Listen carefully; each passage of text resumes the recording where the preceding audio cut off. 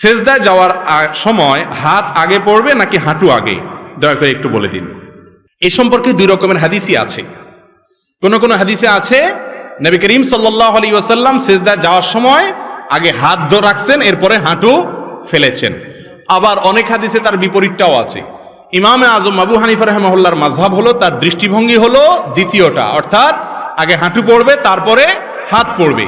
এক্ষেত্রে যে হাদিসে আছে আগে হাত পড়ছে পরে হাঁটু পড়ছে, ওইটার জবাবে তিনি বলেন হয়তো নবী করিম সাল্লাল্লাহু আলাইহি ওয়াসাল্লাম তখন শারীরিক অসুস্থতা ছিল, সেজন্য এরকম করেছেন। বাকি দুইটার সপক্ষে কি আছে? হাদিস আছে। কামড়া কামড়ির পক্ষে কোনো হাদিস নাই। কথা বুঝতে পারছেন? এরপরের প্রশ্ন, জামাত চলাকালীন সময়ে নামাজে ইমামের কোনো ভুল হলে মুসল্লিরা যদি তাকবীর না দেয়, জামাত শেষে ভুল হওয়ার কথা না বলে, তাহলে নামাজ হবে কিনা? প্রথম কথা হলো তাকবীর দিবেন না, এটা ভুল প্রচলন। এদেশের 99% মানুষ এই ভুলটা করে। সেটা হলো ইমামের কোনো ভুল হলে মুক্তাদিরা পিছন থেকে কি বলে তার ভুল ধরবে? লোকমা দিবে কি দিয়া? সুবহানাল্লাহ, মাশাআল্লাহ। আপনারা তো জানেন, দেখা যায় সব শিক্ষিত এবং দিনদার এবং আলেম ওলামা মানুষ এখানে, মাশাআল্লাহ। কিন্তু এদেশে বেশিরভাগ মানুষ নামাজের পরে পিছন দিয়ে কি বলে? আল্লাহু আকবার বলে। নবী করিম সাল্লাল্লাহু আলাইহি সাল্লাম বলেছেন, আত-তাসবিহু লির-রিজাল ওয়াত-তাসফিকু লিন-নিসা। ইমামের ভুল হলে পেছনে মুক্তাদি যদি মহিলা থাকে তাহলে এভাবে হাতে বাড়ি দিবে, মানে ইমাম সাহেবরে বুঝাবে যে ইমাম সাহেব বেলাইনে চলে যাচ্ছেন। কথা বুঝতে পারছেন? আর পুরুষ যদি থাকে তাহলে বলবে কি? সুবহানাল্লাহ। আমরা বলি কি? আল্লাহু আকবার। আল্লাহু আকবার হাদিসে নেই, হাদিসে আসছে কি? সুবহানাল্লাহ। এর আমলও খুব একটা চালু রে আমাদের সমাজে, জানেই না মানুষ। এটা হলো প্রথম কথা। দ্বিতীয় কথা হলো ইমাম সাহেবের ভুল হয়েছে, মুক্তাদিরাও লোকমা দেয় নাই, নামাজ শেষ হয়ে গেছে, এখন কি করবে? উত্তর হলো দেখতে হবে ভুলটা কোন ধরনের। যদি ফরজ ভুল হয়ে থাকে, ফরজ তরক হয়, যেমন ইমাম 4 রাকাত 3 রাকাত পড়ে সালাম ফিরে ফেলেছে, তাহলে তো নামাজ আবার পড়তে হবে বা ওই রাকাত পড়তে হবে। আর যদি ওয়াজিবের ভুল হয় আর সবাই কেবলার দিকেই ফিরে থাকে, তখন স্মরণ হয়, তখনও যদি লোকমা দেয় ইমাম সাহেব যদি কি করে? সেজদা দেয়, তাইলে নামাজ হয়ে যাবে। আর যদি হাঁটা চলা করে কথাবার্তা বলে তারপরে মনে হয়, তাহলে আবার নামাজ পড়তে হবে। আর যদি সুন্নাতের ভুল হয় তাহলে সেক্ষেত্রে কিছুই করা লাগবে না, নামাজ হয়ে গেছে ইনশাআল্লাহ। এরপরে প্রশ্ন হলো জুতা পরে জানাজা নামাজ পড়া যাবে কিনা? উত্তর হলো অবশ্যই যাবে। আমাদের দেশে জানাজা নামাজে দাঁড়াইলে সবাই গণহারে জুতা খুলে সামনে রাখে, ঠিক না? রাসূল করিম সাল্লাল্লাহু আলাইহি সাল্লাম বলেছেন, সল্লু ফি আলা সল্লু ফি নিআলিকুম, ও মুসলমানরা তোমরা জুতা পরে নামাজ পড়িও যদি প্রয়োজন হয়।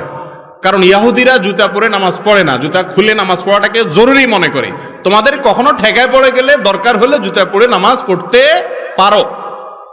জানাজা নামাজ তো বাহিরে পড়া সুন্নত, মসজিদে না। তো বাহিরে নামাজ হলে জুতা পরেই নামাজ পড়ার কথা।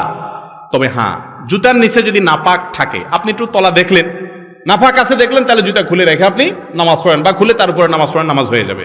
কিন্তু যদি দেখেন যে না, নাপাকের কোনো আলামত নাই, মাটি কাদা তো থাকবে, এটা তো আর নাপাক না। মাটি কি নাপাক?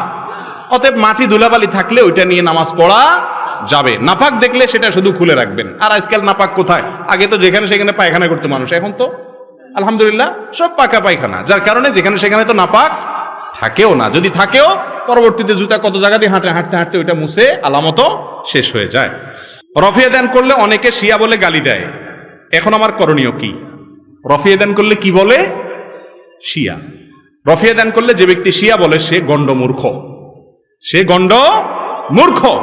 কারণ রাসূল করিম সাল্লাল্লাহু আলাইহি সাল্লামের সালাত রফিয়ে দান ছিল কিনা 2 রকমের হাদিসই আছে। রফিয়ে দান করার সপক্ষে অনেক হাদিস আছে। অতএব নবী করিম সাল্লাল্লাহু আলাইহি সাল্লামের হাদিস থাকা সত্ত্বেও যদি এটাকে শিয়াদের কাজ বলে, তাহলে সে শিয়া আর সুন্নি আসলে চিনে না। এটা হলো মূর্খতা। এটা কি? মূর্খতা। আল্লাহ আমাদের বোঝার তৌফিক দান করুক। আয়োজক কমিটির সবাইকে নামাজের দাওয়াত। জি, অবশ্যই সবাইকে আমরা নামাজের দাওয়াত দিতে হবে। নামাজ পড়া তো মুসলমানের জন্য ফরজ। নামাজ না পড়লে অনেক ইমামের মতে ইমানই থাকে না, কাফের হয়ে যায় অনেক ইমামের মতে। ইমাম অবনতর মতে না, অবশ্য এই জন্য নামাজ তো অবশ্যই পড়তে হবে। চেয়ারে বসে নামাজ পড়া জায়েজ আছে কিনা? যে ব্যক্তি দাঁড়ায় পড়তে পারে না, সে ব্যক্তি চেয়ারে বসে রুকু করতে পারে না, সেজদা করতে পারে না, কোমর ভাঙতে পারে না, অসুবিধা হয়, তার জন্য বসে চেয়ারে নামাজ পড়া জায়েজ আছে। কিন্তু সারা দুনিয়া দাবড়ায় বেড়াইতেছেন, আয়সা মসজিদে ধপাস করে বসে চেয়ারে নামাজ পড়া শুরু করলেন, এটা জায়েজ নাই। কার সামনে বসে বাকাওতি করে নামাজ পড়তে আসছেন? এটা তো বিনয় দেখানোর জায়গা। আজকাল মসজিদগুলোতে এত চেয়ার, এটা কি মসজিদ না আরএফএল এর শোরুম সন্দেহ হয়। এত প্লাস্টিকের চেয়ার, এগুলো ঠিক না। তবে হ্যাঁ, কেউ যদি নিরুপায় হয়, উনি রুকু সেজদা করতে পারেন না, তাহলে উনি অবশ্যই চেয়ারে বসে ইশারা রুকু সিজদা করতে পারবেন। দাঁড়ানোর ক্ষমতা থাকলে দাঁড়াবেন, রুকু সিজদার সময় বসে ইশারা করবেন, এটা জায়েজ আছে।